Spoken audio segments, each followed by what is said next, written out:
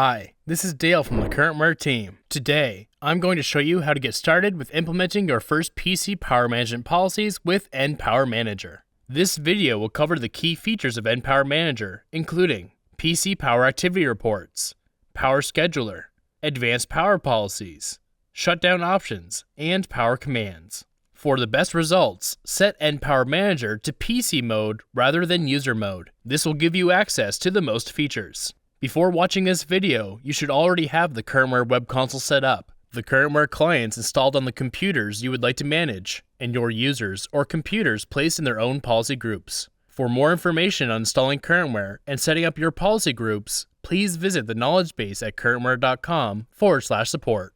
To start, let's take a look at what reports are available in enPowerManager.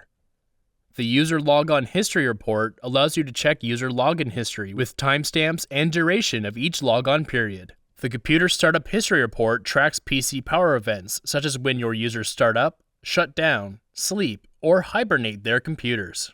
Finally, the CurrentWare Client Connectivity report lists information about your endpoints, including computer name, client connection times, IP addresses, MAC addresses, CurrentWare client version, and the users that have logged into that computer. Next, configure your sorting options and reporting period. Hitting the Run Report button will generate the report. You can save or print your report by using the icons in the top right corner. If you'd like to save space in your database or limit the amount of historical data you keep in enPowerManager, simply open the Data Delete tool. Select the computers or users you want to delete data for. Select the period you'd like to delete. Then, press the Delete Data button. The next feature is the Power Scheduler. This feature allows you to automate PC power events on a set schedule.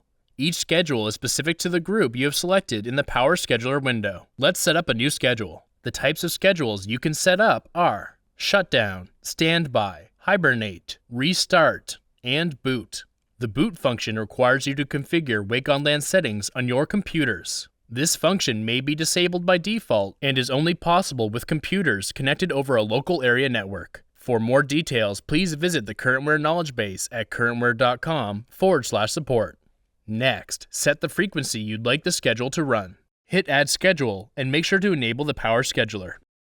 Next is the Advanced Power Policies. These policies are used to control various power settings on your computers, with added controls for laptops based on whether they are plugged in or running on batteries. Select the group you would like to manage. Then, activate the Enable Policies toggle. Here are the advanced power policies available: turning off the monitor after a set time, turning off hard disk after a set time, triggering a system standby after a set time, triggering a system hibernate after a set time, and whether or not the computer requires a password to be entered on wake up. Once all of your parameters are set, press the Apply button. The next feature is the Shutdown Options. From here, you can choose to enable an optional warning message before enPowerManager shuts down a computer. You can also provide a timer before their computer shuts down to give your user time to finish their task and save their work. Hit Apply to save your changes. We'll skip over the boot options for this video. You'll only need to change these if needed for troubleshooting purposes. Next, let's take a look at the power commands. These allow you to shut down, standby, hibernate, restart, and boot your computers on demand. Here's how. Check a checkbox next to the computer you'd like to send a power command to.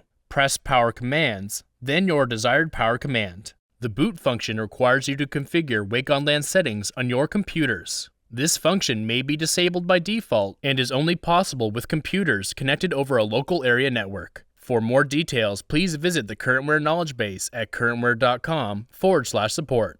That's it for today's video. If you have any questions, you can reach out to the CurrentWare support team at currentware.com/contact, or you can get more information from our self-serve knowledge base at currentware.com/support.